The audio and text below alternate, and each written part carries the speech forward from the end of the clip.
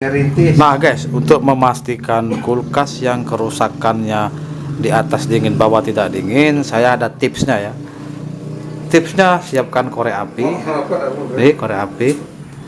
Jika korek ini tidak dihembusnya, tidak ditiup, berarti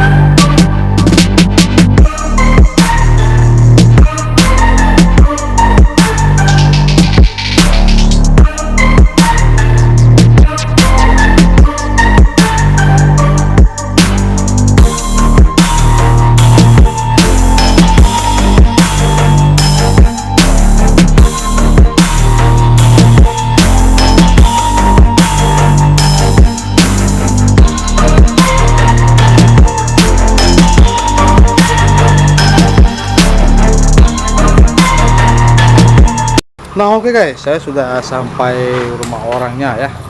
Kita mau lihat kulkasnya merek apa. Samping Bu ya. Oh di situ. Oh di situ. Kulkasnya di dapur. Lewat sini loh.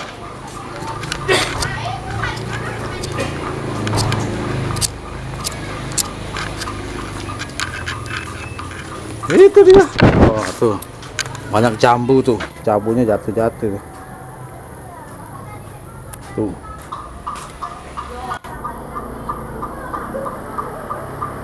Banyak jambu air jatuh.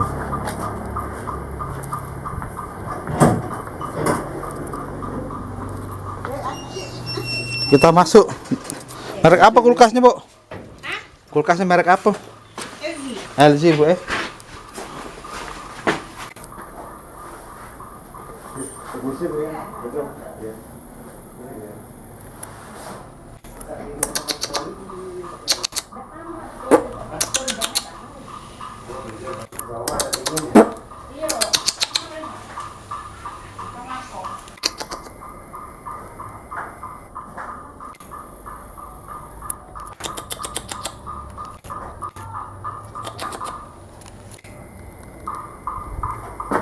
Oke, kita masuk ke dalam, kita lihat kulkasnya. Nah, itu merek LG kulkasnya. Problem kulkas ini bawahnya tidak dingin ya. Helm lepas dulu. Iya, lupa, Bu.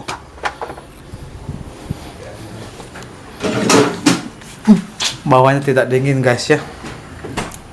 Kulkasnya merek LG Express Cooler.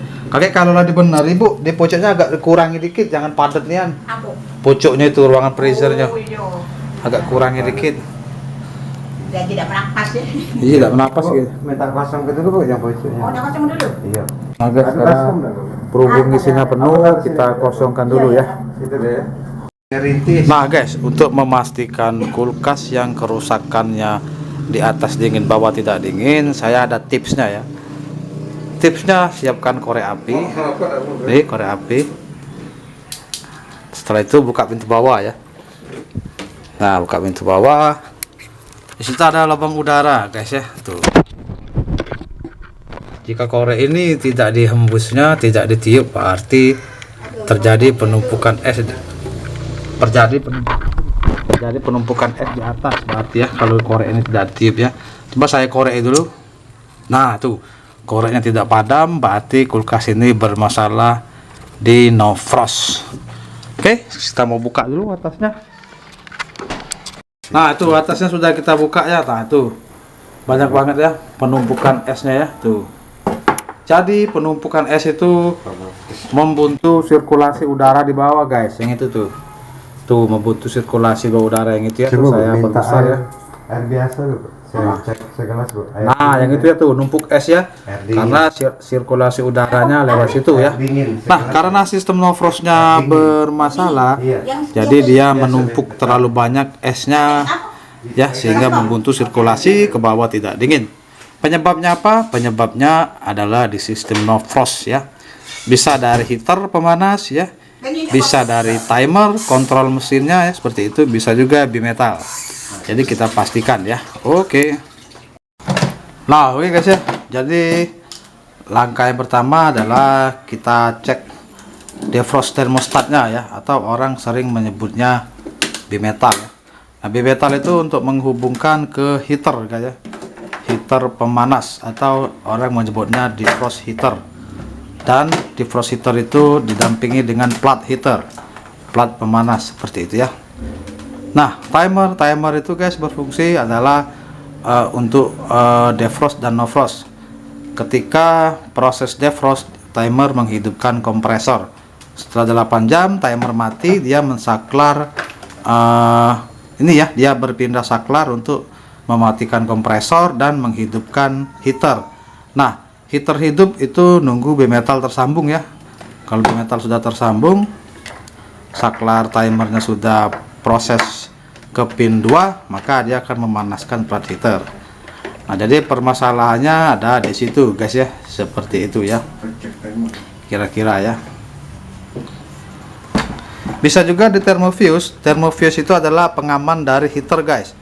Maksudnya pengaman dari heater jika misalkan bimetalnya rusak terus menyambung ke heater atau timernya tidak berpindah ke proses defrost, maka kan itu otomatis terus memanaskan.